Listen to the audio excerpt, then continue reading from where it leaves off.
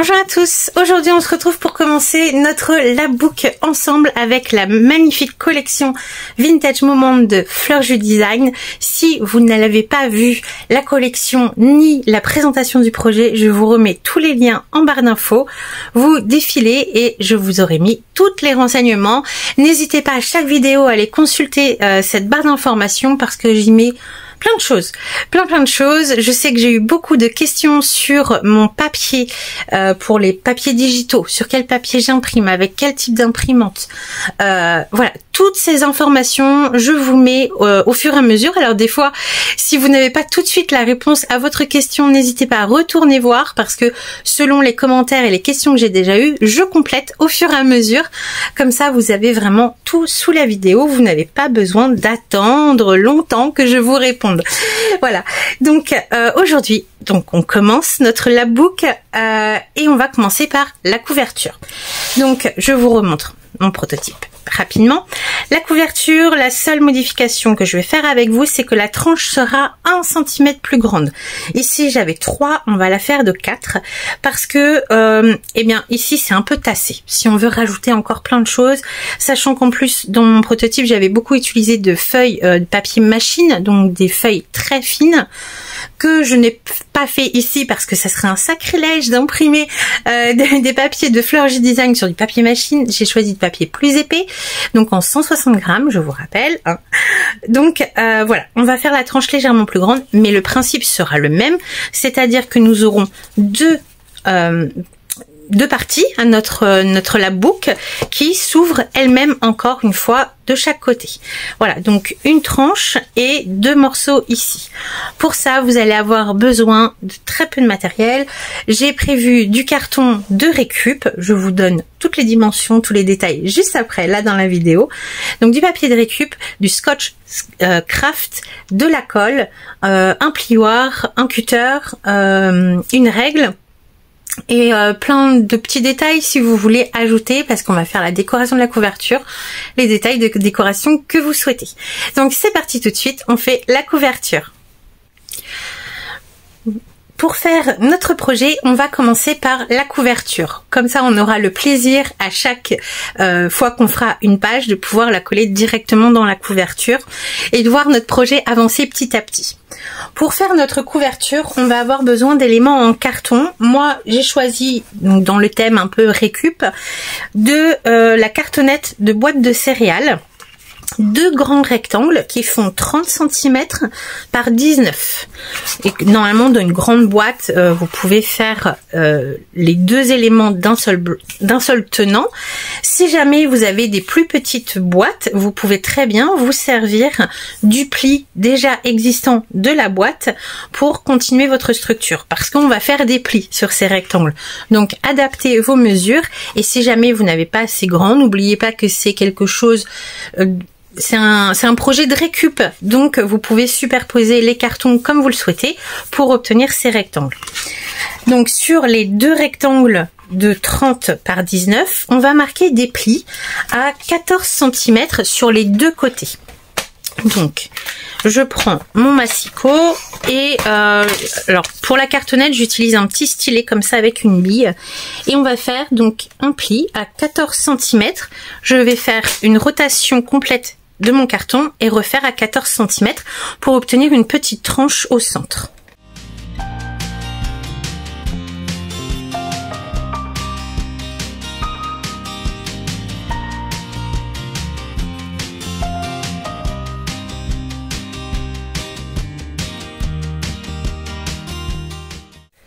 J'obtiens mes 2 parties de couverture strictement identiques, donc avec 2 panneaux de 14 cm et une tranche au milieu de 2 cm.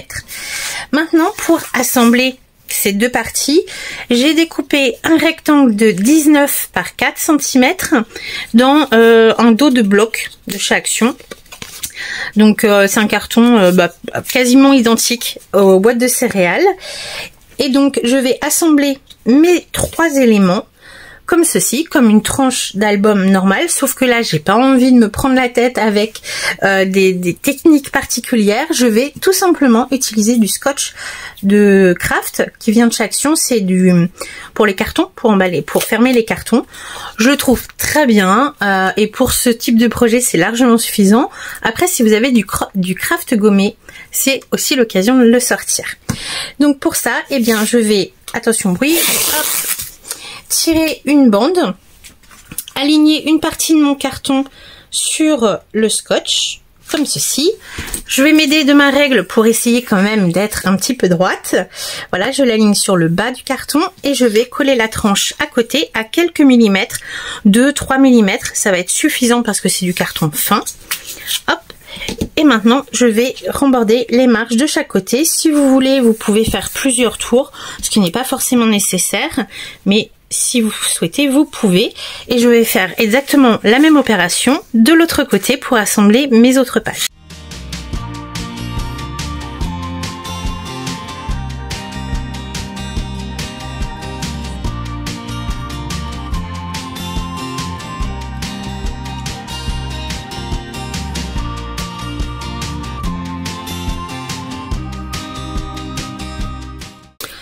Avec mon plioir, j'appuie bien l'adhésif partout et je passe dans la petite rainure de quelques millimètres pour que le scotch en fait s'adhère sur lui-même et fasse notre reliure. Donc je vérifie de l'autre côté. Hop, impeccable. Et maintenant, quand on referme, donc on ferme les deux pages aux extrémités vers l'intérieur et on replie et on a notre structure de la boucle. Vous voyez, c'est vraiment très simple, très basique.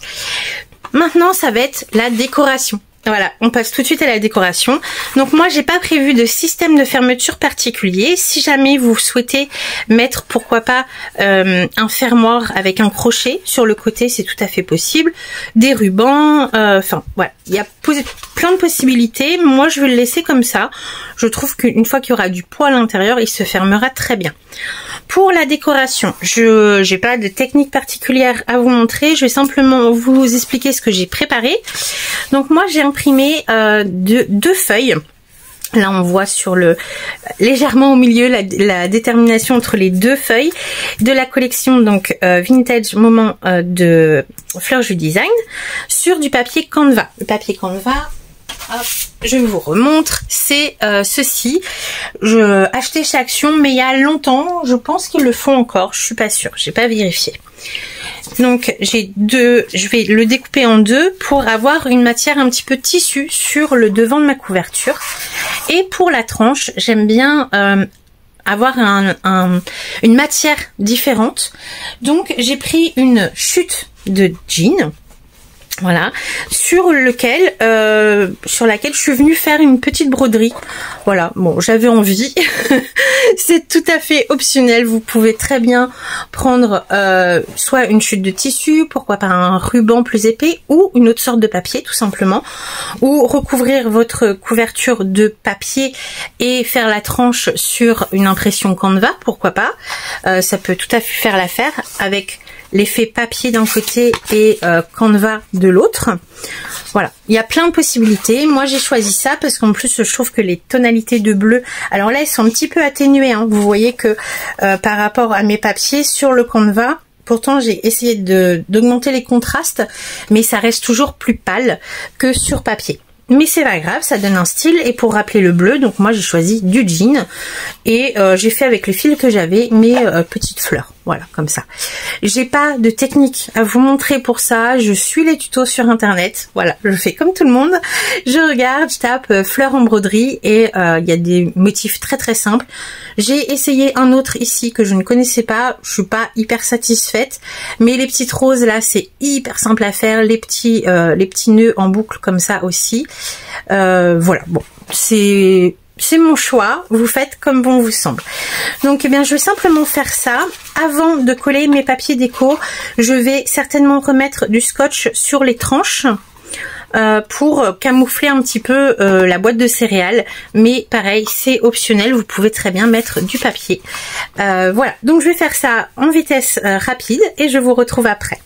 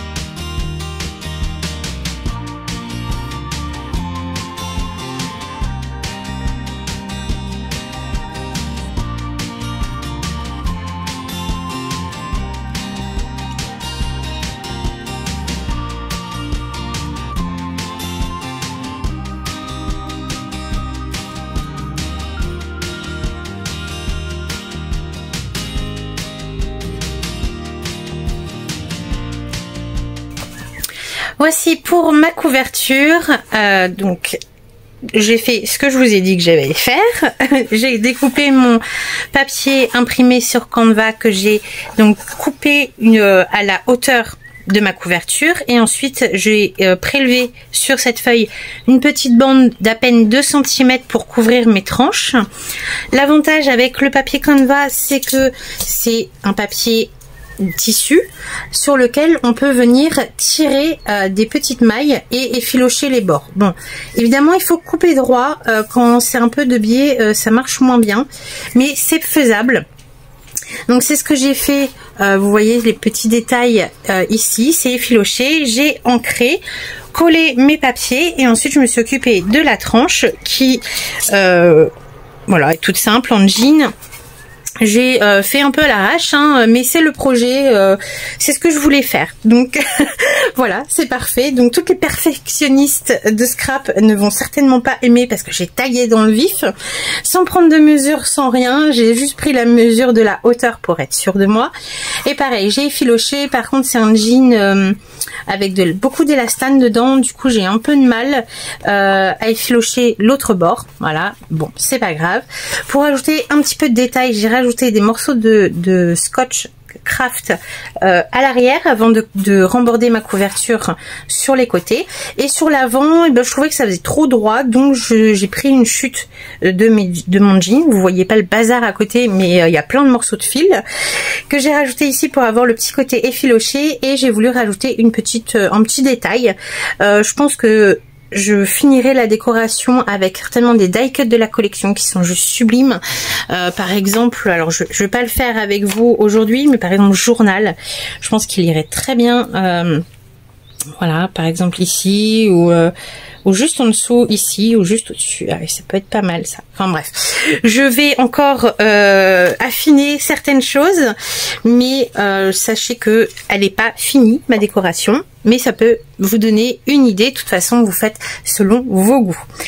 Voilà pour la petite vidéo d'aujourd'hui. Donc maintenant, on a notre structure. Vu que j'ai rajouté du scotch sur toutes les arêtes, hormis à l'intérieur là, bon, je pense que je vais le faire comme ça sera vraiment tout pareil. L'avantage du scotch, c'est que il est très maniable, voilà, donc on peut très bien réaplatir nos plis après sans risquer de déchirer le papier. Donc je pense que j'en rajouterai ici, comme ça je pourrais venir coller mes papiers déco, mes interactions directement dedans, et tout mon matage, tout le bord qui sera visible encore de ma couverture sera uni dans les tons craft. Voilà, donc utiliser du carton de récup, mais on harmonise le tout avec du scotch. Voilà, c'est plutôt pas mal. Voilà pour aujourd'hui, j'espère que ce projet va vous plaire, donner des idées et surtout donner envie de me suivre dans cette aventure. En attendant la prochaine vidéo où nous ferons, on commencera l'intérieur, je vous souhaite bon scrap et à très bientôt. Bye bye.